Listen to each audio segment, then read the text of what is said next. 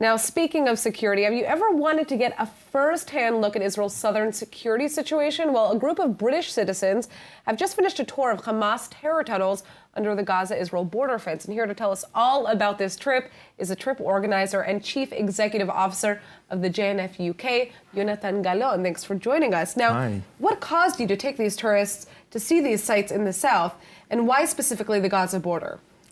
Okay, so generally JNF-UK, jointly with KKL, main part of what we're trying to do is to build a bridge and to build the connection between the Jewish community in the UK and Israel.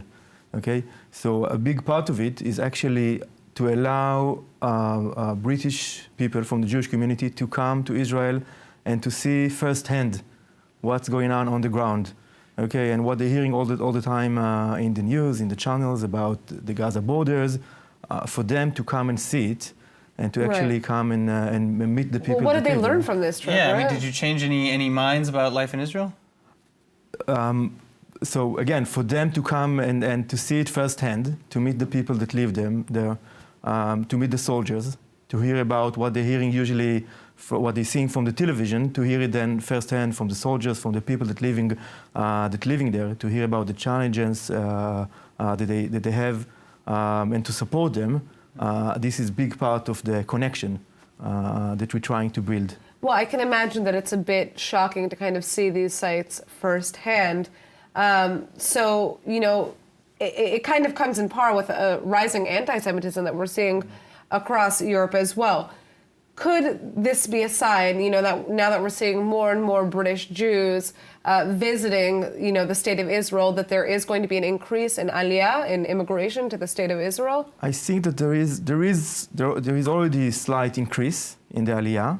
You know, in the future, it's very difficult to say what will be in the future. But I think that generally, with the rise of anti-Semitism in the UK, people are looking again and trying to build this connection with Israel. People that can afford themselves, they buy flats here. Yeah. So they will have, you know, the opportunity if they need to come. And again, for people to come and feel Israel, there is a very strong connection, I would say mainly with the old generation. And part of what we're trying to do is also to build the connection and build the knowledge about Israel with the younger generation. So is there any sort of connection between Aliyah, people maybe coming to Israel from the UK, and Brexit, or is it more maybe connected to anti-Semitism, or maybe neither, and they just really want to live in Israel? Oh, that's a good question. I think it's mixed.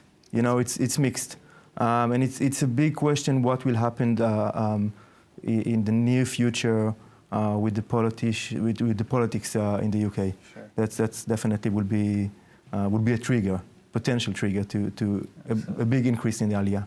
They're watching Brexit, I'm assuming, very closely then? They're watching Brexit. I think that more carefully they're watching Corbyn and what will happen in that area.